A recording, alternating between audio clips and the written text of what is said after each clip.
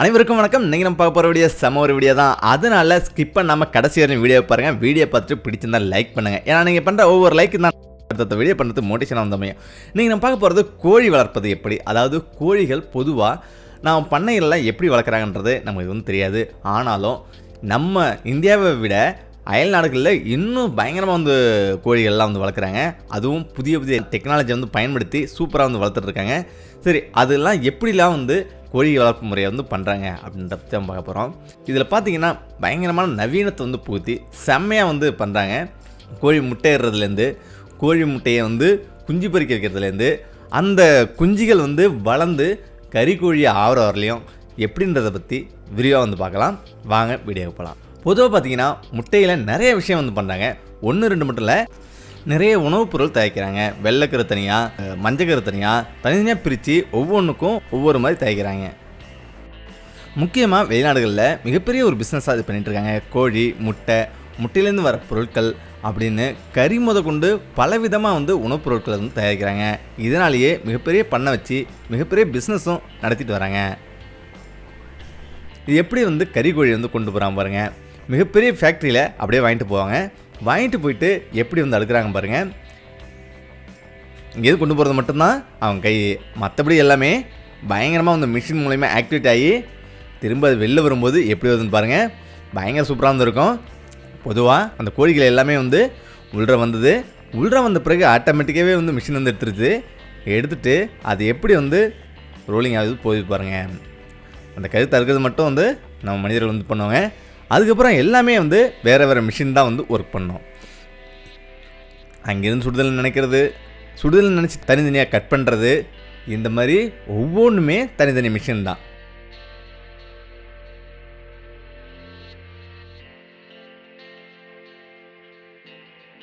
அதே போல் ஒவ்வொன்றும் கட் பண்ணுறது எல்லாமே இங்கே பாருங்கள். அந்த கழுத்தில் வந்து அறுத்த பிறகு அந்த தோல் தொங்குறதுக்கு அதுக்கு தனியாக ஒரு மிஷின், அதுக்கு பிறகு கால்களை கட் பண்ணுறதுக்கு ஒரு மிஷின், அது கட் பண்ணி முடிச்ச பிற்பாடு அடுத்ததாக வந்து அந்த அடிக்காலை கட் பண்ணி அது தனியாக வந்து போயிடும். இப்படி ஒவ்வொன்றுமே தனித்தனியாக வந்து வெட்டி மிஷின் மூலயமா அனுப்பிக்கிட்டே இருக்கும்.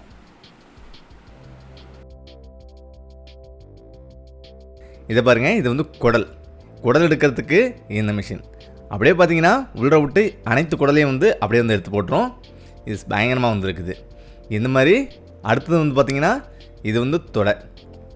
எப்படி வந்து தொடையை கட் பண்ணி எப்படி போடுதுன்னு பாருங்கள். இப்போ கோழி ரெடி. அடுத்ததாக பார்சல் பண்ணோம். அதுக்கு முன்னாடி கோழியை வந்து நல்லா அலசுவாங்க. அலசின பிறகு தான் அதுக்கு பிறகு பேக்கேஜ் பண்ண போவோம். பேக்கேஜ் பண்ணுறதுக்கு எப்படிலாம் பண்ணுறாங்க பாருங்கள். முழு கோழியை வந்து அப்படியே வந்து பேக்கேஜ் பண்ணிடுவாங்க. பேக்கேஜ் பண்ணி அயல் நாடுகள், நிறைய நாடுகளில் வந்து இந்த மாதிரி தான் வந்து போவோம் பாருங்கள். இது வந்து சிங்கப்பூர், மலேசியா, ஆஸ்திரேலியா, அமெரிக்கா, இந்த மாதிரி நாடுகளில் இந்த மாதிரி தான் ஒரு முழு கோழியை இந்த மாதிரி வந்து வைப்பாங்க. இந்த கோழியை வச்சுட்டு அப்படியே வந்து பேக்கேஜும் பண்ணுவாங்க. இதில் பார்த்தீங்கன்னா அது மட்டும் இல்லாமல் ரெக்கை தனியாக வந்து கட் பண்ணுவாங்க, லெக் தனியாக வந்து கட் பண்ணுவாங்க. இப்படியும் வந்து சில விஷயங்கள் கைகளாலேயே வந்து பண்ணுறாங்க. இது வந்து 2 வகையாக வந்து பண்ணுறாங்க. ஒரு வகை மிஷின் வந்து பண்ணோம், இன்னொரு வகை மனிதரால் பண்ணுறது. எப்படி கட் பண்ணி தனித்தனியாக கொண்டு போகிறாங்க பாருங்கள். இப்படி பல விதமாக பல மாதிரி வந்து கொண்டு போகிறாங்க. இதில் கையாலேயே எப்படி பீஸ் போடுறாங்க பாருங்கள். ஒருத்தர் ரெக்கை, ஒருத்தர் லெக்கு, ஒருத்தர் உடல் அப்படின்னு ஒவ்வொருத்தரும் ஒவ்வொரு வேலையை எடுத்துகிட்டு தனித்தனியாக வந்து பண்ணுறாங்க. அதுவும் ரொம்ப ஃபாஸ்ட்டாகவே பண்ணுறாங்க பாருங்கள். ஒவ்வொருத்தரும் ஒரு நாளைக்கு 10,000 கோழி 15,000 கோழி இப்படி பண்ணுவாங்களாம். இது வந்து மிஷின் அறுப்பு முறை. இது மிஷினில் வந்து ஃபஸ்ட்டில் வந்து விட்ட பிறகு எப்படி வந்து கட் பண்ணி பாருங்கள். ரெக்கை வந்து சரசரன்னு கட் பண்ணிடுது.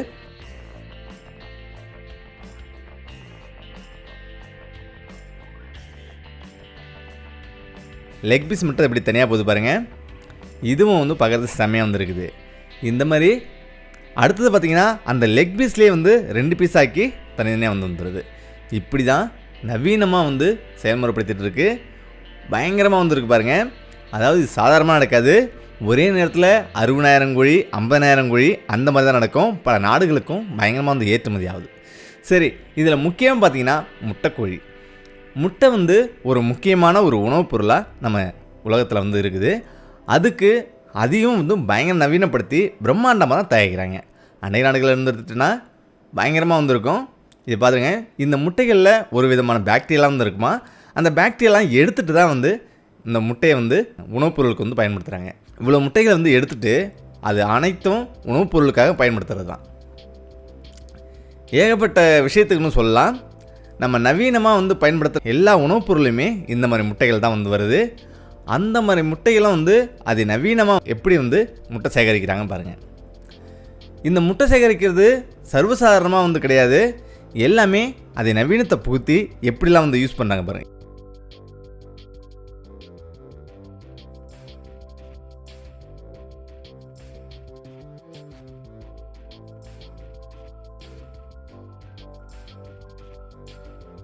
இது வந்து முட்டை எடுக்கிறது. முட்டை கோழி விட்டோடனே இந்த மாதிரி தான் மிஷின் வந்து எடுக்கும். இந்த மாதிரி மிஷின் எடுத்த பிறகு அதை என்ன செய்யும், அது உள்ள வந்து போட்டுரும். அது தானாக வந்து அதை வந்து அடிக்கிறோம். அடுத்து அதை வந்து மனிதர்கள் வந்து எடுத்துருவாங்க. இந்த மாதிரி தான் கோழிகள் முட்டை போட்டுதுன்னா டக்குன்னு மிஷினை விட்டு எடுத்துகிட்டு அதுக்கப்புறம் அந்த முட்டையை எடுத்துகிட்டு போய் யூஸ் பண்ணுவாங்க.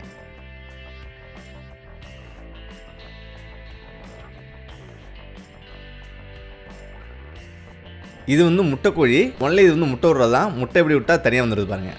முட்டை விடுற காலங்கள் முடிஞ்சோடனே உணவுக்காக பயன்படுத்திப்பாங்க. இதுலேயே அந்த முட்டை விட்ட பிறகு அடுத்தது எப்படி குஞ்சு பொரிக்குதுன்னு பாருங்கள். இதுவும் ஒரு செம்ம சூப்பராக இருக்கும். ஒரே டயத்தில் 70,000 முட்டைகள் இப்படி வந்து குஞ்சு பொரிக்கும். குஞ்சுகளை வந்து மொத்தமாகவே இந்த மாதிரிலாம் பறித்து இந்த மாதிரி மொத்தமாக தான் வந்து எடுப்பாங்க.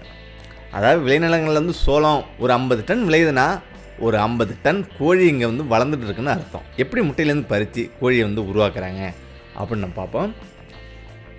இதில் முக்கியமாக பார்த்தீங்கன்னா ஒரு விஷயம் வந்து நம்ம புரிஞ்சுக்கணும். இது எல்லாமே செம்ம ஒரு பிளானிங். இந்த பிளானிங்கில் வந்து இந்த மாதத்தில் இவ்வளோ முட்டை வந்து வெளியாகணும், எவ்வளோ தேவைகள் வந்து வருதோ அந்தளவுக்கு வந்து பண்ணுவாங்க. இது எல்லாமே மில்லியன் பில்லியன் கோடிக்கணக்கில் இதை வந்து பண்ணுவாங்க. இது சர்வசாதாரணமாக பார்த்திங்கன்னா இந்த முட்டைக்கோழியிலேருந்து முட்டையை எடுத்துகிட்டு வந்து இந்த மாதிரி தான் குஞ்சு பொரிக்கிறதுக்கு பண்ணுவாங்க. இதில் ஒரே நேரத்தில் வந்து 70,000 முட்டைகளை வந்து வைக்கலாம். செம்மையாக வந்து பண்ணுவாங்க. ஒரே நேரத்தில் ஒரு 5 லட்சம் முட்டைகளை அவங்க குஞ்சு பொரிக்கிறதுக்காக ரெடி பண்ணுவாங்க. அதில் ஒரு ட்ராக்லேயும் 70,000 முட்டை மாதிரி வந்து வச்சு பயங்கரமாக வந்து பண்ணுவாங்க. முட்டைகள் எல்லாமே ஒரே நேரத்தில் வச்சு அதாவது சமமான ஹீட் உள்ள பகுதியில் வந்து கொண்டு போயிட்டு அந்த அளவுக்கு வந்து சூப்பராக வந்து பண்ணிருப்பாங்க. இதை பார்க்கும்போதே செம்மையாக வந்துருக்கும். ஏன்னா எல்லாமே அந்த கரெக்டான சூட்டில் வச்சா மட்டும்தான் குஞ்சு பொரிக்கும். அப்படி இல்லை அப்படின்னா அது எல்லாமே வீணாயிரும். அதனால் அவங்க வைக்கிற 70,000 முட்டைனா 70,000 முட்டையிலையும் அது வந்து குஞ்சு வரும். ஏன்னு கேட்டிங்கன்னா எந்த முட்டைலாம் கெட்டு போன முட்டையோ அதெல்லாம் முன்னாடியே வந்து எடுத்துருவாங்க. அது எப்படி எடுப்பாங்கன்னு கேட்டிங்கன்னா இங்கே பாருங்கள், அந்த முட்டை எதெல்லாம் கெட்டது இருக்கோ அது தனியாக வந்து ப்ளூ கலரில் காமிக்கும். அதை எடுத்து தனியாக வந்து வச்சுருவாங்க. அடுத்ததாக தான் நல்ல முட்டைகளாக வந்து எடுத்தது அதை தனியாக கொண்டு போவாங்க.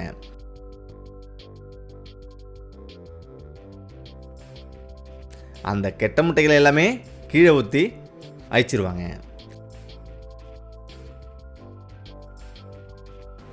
அங்கிருந்து வேறு ட்ரையில் எடுத்து சாமான் வந்து அடுக்குவாங்க.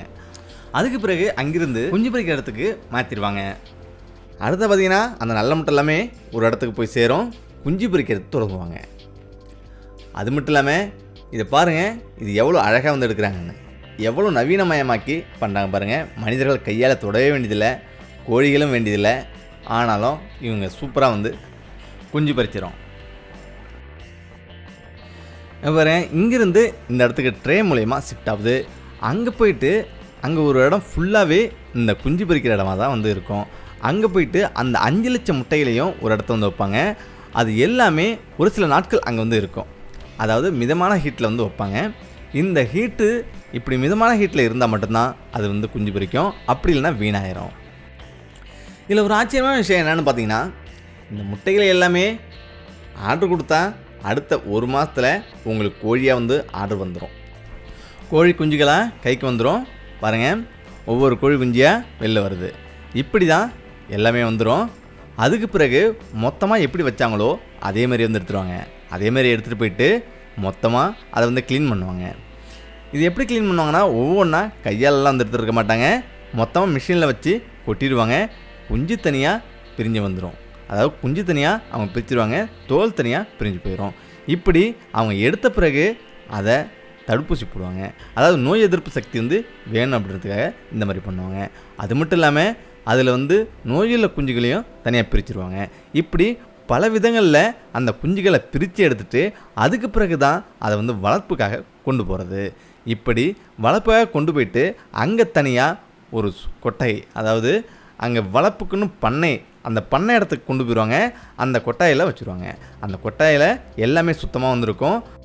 5 லட்சம் கோழிகளும் ஒரே நேரத்தில் அவ்வளோ நிற்கணும்னா அந்த அளவுக்கு கோழி குஞ்சுகளை விடுறதுக்கு மிகப்பெரிய கொட்டாய்களும் வடிவமைச்சிருப்பாங்க. அது மட்டும் இல்லாமல் அங்கே ஒரு விஷயம் பண்ணிருப்பாங்க. என்னென்னு பார்த்தீங்கன்னா, முக்கியமாக அதில் மரத்தூள் வந்து ஒவ்வொரு கொட்டாய் கீழே வச்சுருப்பாங்க. ஏன்னா ஒரு நோய் வந்துச்சுன்னா 5 லட்சம் கோழி 10 லட்சம் கோழி அப்படியே வந்து காலியாயிரும். அதனால் இந்த மரத்தூள் அடிக்கிறாங்க பாருங்கள். இது ஃபுல்லாக அடிச்சுட்டு தான் கோழி குஞ்சை விடுவாங்க.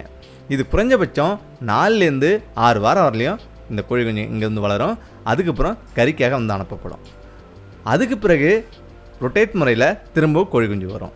திரும்ப இதே மாதிரி தான் வந்து பண்ணுவாங்க. இதுக்கு உணவு வந்து ரொம்ப சுத்தமான உணவு தருவாங்க. அதுவும் மிகவும் சத்துள்ள சோளம், கம்பு இந்த மாதிரி உணவு தான் அளிக்கிறாங்க. பார்க்கும்போதே செம்ம ஒரு சூப்பராக இருக்குல்ல. கண்டிப்பாக இந்த வீடியோ வந்து பிடிக்குன்னு நினைக்கிறேன். இந்த வீடியோ பிடிச்சிருந்தால் லைக் பண்ணுங்கள், மறக்காமல் கமெண்ட் பண்ணுங்கள்.